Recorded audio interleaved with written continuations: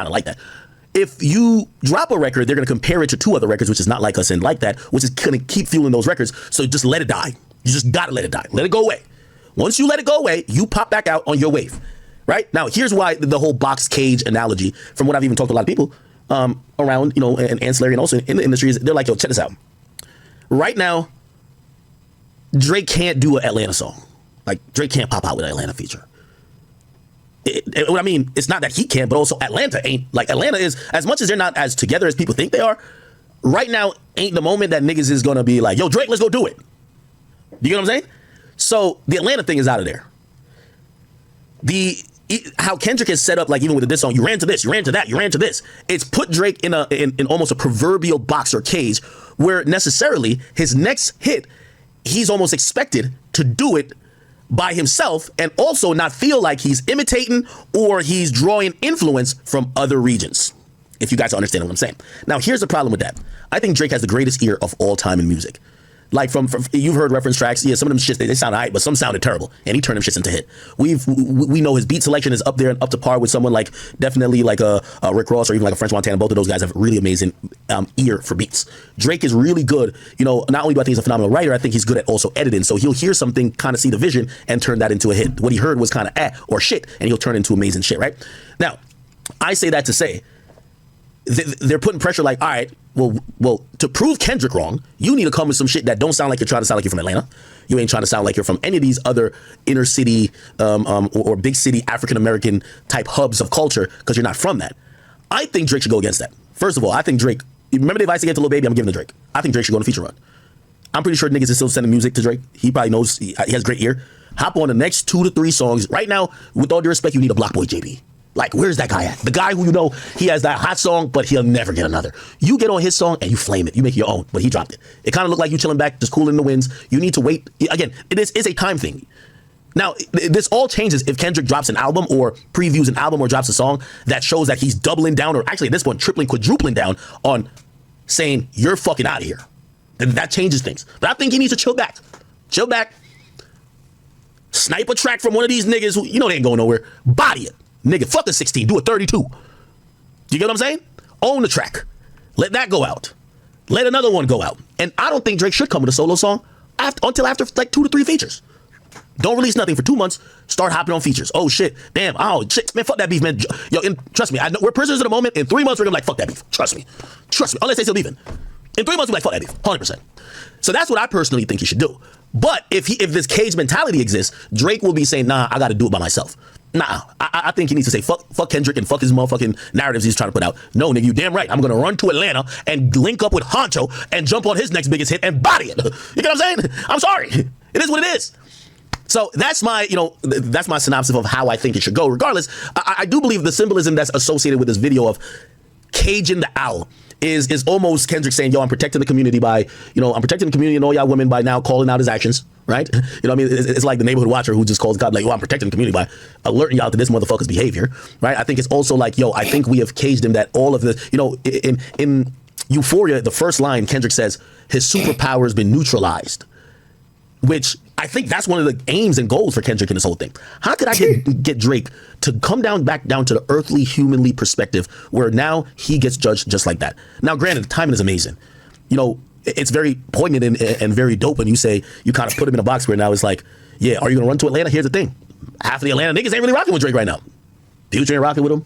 A couple other niggas, they're just like, and that's kind of interesting. We're going to get to the white party shit in a second, but let's kind of finish this thing right here.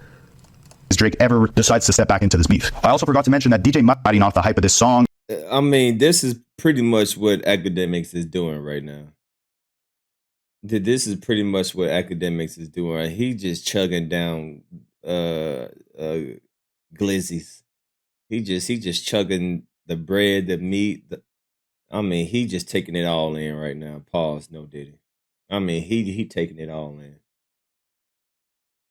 Pause. He just over here just gobbling this shit. Wait, I'm gagging on it. He Pause. This act right now, man. This dude over here, 2 at a time, bro. He doing it 2 at a time. Pause. Pause, man. Oh, this shit is ridiculous. And that Kendrick fans only eat when he's dissing Drake and that he doesn't release any other music, but he's showing you otherwise. He's premiering new music within this video and showing you that this is an entire troll against Drake. And by hopscotching to the numbers 1 to 10, he's showing you that he has many more diss tracks in stock in case Drake ever decides to step back into this beef. I also forgot to mention that DJ Mustard, the producer of the record, is seen in the video wearing a Toronto Blue Jays hat, which he claims was not an intentional diss at Drake because he got a bunch of different hats customized and he just happened to wear the Blue Jays hat on that day. But obviously, even if it wasn't intentional, Drake is from Toronto, and the producer of this massive record wearing a Toronto Blue Jays hat in the video that's directly trolling you for 5 minutes straight just stings incredibly hard, whether it was intentional or not. So all in all, this was just an incredible performance by Kendrick. He put tons of rumors to rest, whether it was the fact that he was split up from his former peers and record label, whether it was the fact that his manager was having an affair with his wife, whether it was the fact that he was even with his wife still or not. He was uniting his city on America's Independence Day, showing that he has deep ties to his culture and his city and is doing his best to unify his people and bring peace and pride to them. He's also playing Drake's game as best as he could by trolling Drake with multiple subliminal disses throughout this entire video, creating memes that'll last forever and doing exactly what Drake should have done when he dropped back-to-back against Meek Mill. Like, imagine a back-to-back music video with a Nicki Minaj lookalike where Drake was just trolling Meek for an entire 3 minutes straight. Kendrick is playing the game right, putting all the rumors to rest and making this song even more important than it was. Not only being a victory lap for Kendrick throughout this entire beef, but also being a staple and a sense of pride for his entire community by unifying the West Coast, bringing this video back to his hometown and celebrating the essence of what the West Coast is known and loved for. So what do you think Drake's next move should be? Should he just ignore this, let the hype of this song and this video die down and release something once everyone has kind of stopped talking about this and the dust is settled? Or should he re-engage in this beef and drop his own hit record that's also a diss record and play the same game that Kendrick is playing? I mean, again, Kendrick did say that he has 5 more records tucked in the stash, so I would love to see this beef reignite and see Kendrick actually dissing Drake again. It's very possible. I think we're good off of this. But with these small references he made on the sample at the beginning of this video, that he might be dissing Drake again on new music that he's about to release. And what do you think's next for Kendrick? Is he going to wait a while, let the hype of this ride out, and then drop an album? Or will he drop an album sooner than we think, as he's already teasing new music? All I know is that... Okay. Now, that drop. By the way, great video by Kendrick Lamar. You know, you just got to give it up for someone who's doing... He's again, I've said this whole battle. I've been impressed by Kendrick. I really thought Kendrick wasn't on shit. I'm gonna be honest. I didn't think that nigga was on shit. I thought Drake was gonna body this motherfucker. I was definitely surprised by how I saw Kendrick move, his, demeanor, how poised and positioned and so ready for all of this, but also calculated. Gotta give that man credit. It is what it is, right? Now, with all that being said, we're now at the point where we have to talk about, Drake's next moves. And I kind of talked about that already, but he was seen yesterday, which probably has to be like an ironic type of thing, right? Like, what the fuck? Drake watched, not watched. Drake was at the white party yesterday while this video dropped, right? And Thank you, baby. what the fuck? Yeah, so he was at the white party, and there's some videos that came from that. Let me see if I can pull it up. Drake white party. Now, this is a picture with him and Michael Rubin, and yeah, I'm gonna be honest with you. Drake looked like his daddy right here. This is not the best Drake picture you could probably find. I'll be honest. Drake look worn out here. I'll give it a beat. You do. Whoa, what type of I don't think you need to say he worn out at the white party. Now we didn't heard about what happened at Diddy parties. Now, whoa, pause. He looked worn out. What you trying to say? Whoa, wait. Oh, no, Diddy. Wait, no, wait, whoa, chill. He looked worn out in what type of way? I don't even want to know what type of way, but let's just keep going. Do. But I ain't gonna lie. It's probably these little fruity ass motherfucking drinks he keep drinking, my nigga. Like, I don't even think it's anything else. Thank you very much for pointing that out. That he drinking them Fruitopia strawberry daiquiris, them pina coladas. Fuck 'em up. I'ma do myself. Why you pulling like a bitch? Ain't you trying to strike a chord? And it's probably Drake. Drake. Cyrenix super chatted $2. Man looks like droopy dog. For real though, he looked like a sad puppy dog, boy. Yeah, man, he is just dang. He ain't even happy. He don't even look like he want to be there. He look like he want to be in the bed. Listen to, hey, look.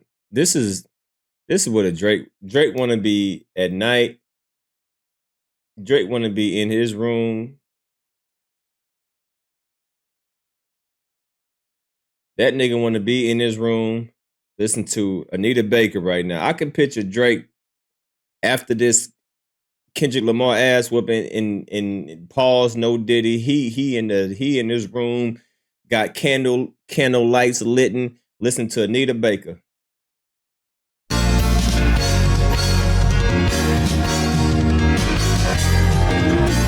I swear. But if you go to Drake house, that nigga, he in a dark basement, listen to Anita Baker like. I swear. Man, I swear to God, man, that nigga Drake is trapped in the basement listening to Anita Baker like. I swear to God, he over there. That nigga fucked up. Drake fucked up. Man, he got the candle lit. He got his wine, strawberry daiquiri with the strawberry on top with an umbrella. That nigga eating cheese and crackers.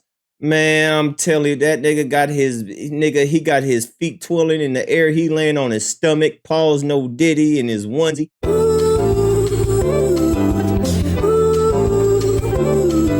Man, I'm telling you, man, that nigga looks sad, bro. Woo! I'm telling you that, man. Look, play this song right here. Play this song and just look at this nigga and play this song.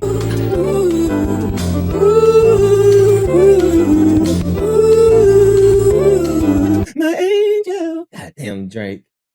It's my angel. Man, it's gonna be alright, bro. Fuck. Else. I think Drake is having a great time in life. I think these little fruity drinks is definitely getting to him. Facts. And that's Facts. Yeah, call that nigga out on them Fruity Pebble drinks, man.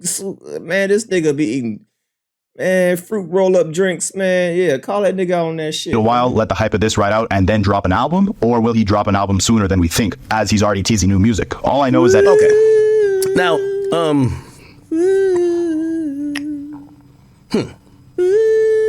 that drop. By the way, great video by Kendrick Lamar. You know, you just got to give it up for someone who's doing. He's again. I've said this whole battle. I've been impressed by Kendrick. I really thought Kendrick wasn't on shit. I'm gonna be honest. I didn't think that nigga was on shit. I thought Drake was gonna body this motherfucker. I was definitely surprised by how I saw Kendrick move, his demeanor, how poised and positioned and so ready for all of this, but also calculated. Got to give that man credit. It is what it is, right? Now, with all that being said, we're now at the point where we have to talk about Drake's next moves, and I kind of talked about that already. But play it, cue it.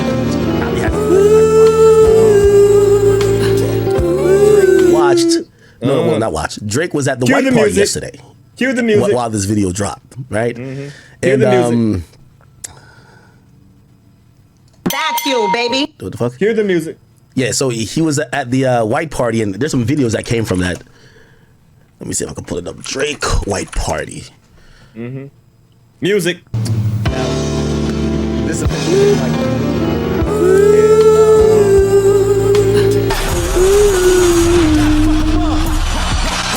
I'ma do myself. Why you pulling like a bitch? Ain't you trying to strike a chord? And it's probably Drake. Hard to handle 850 super chatted $1.99. Nights like this I wish looking so. Smiley face, smiley Nights face, like this, smiley face. I wish we just would fall. This nigga singing in the rain like Ray J. If I had one wish. That nigga wish he had one wish. This stupid nigga singing in the rain like Ray J. Spinning around in circles. Stupid motherfucker, you. If I had one wish. Looking ass nigga. Picture you could probably find. I'll be honest, Drake look worn out here. I'll keep it a beat. You do. But I ain't gonna lie, it's probably these little fruity ass motherfucking drinks he keep drinking, my nigga. Like, I don't even think it's anything else. I think Drake is having a great time in life. I think these little fruity drinks. Nah, that nigga depressed. And he got on painted. Man, look at this nigga fingernails, man. Man, cue the music, man. Look at that nigga. That nigga painted his fingernails too.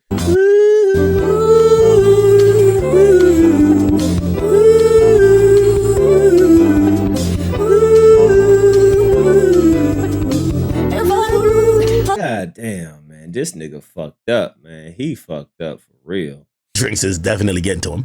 And that's what it is with age. There's other pictures. He looks much more normal, right? See? He looks completely fine right here. Nah, he's still fucked up. Nah, that nigga still fucked up. Him, Jake Paul, and Michael Rubin.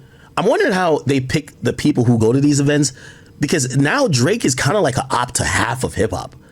So if Drake comes to this party, and if we just seen what happened to Rick Ross, there's a list of people who can't come. So Ross can't come, Future can't come, Metro can't come, The Weeknd can't come. There got to be a lot of people. And also, I got to imagine that Drake is probably moving appropriately, seeing what happened to Ross. Niggas might want to do something to him. So I could imagine he's at the white party with a bunch of his little goonies wearing white, just kind of shadowing around him in case shit goes left, right? You know, like he's not gonna have his bodyguards there in black, but yeah. And he really got that tattoo on his face, though. All right, hold on. We're gonna have to do a part 3 because I gotta go. He really got that tattoo on his damn face, don't he? He really got that shit on his face. Damn, yeah, he out there. Man, play the music, man. That nigga fucked up. Won't be satisfied with just a piece of this heart.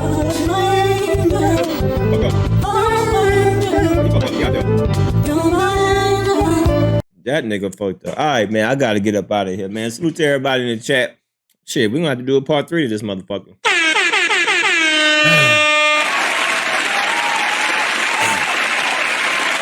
This nigga really like Drake.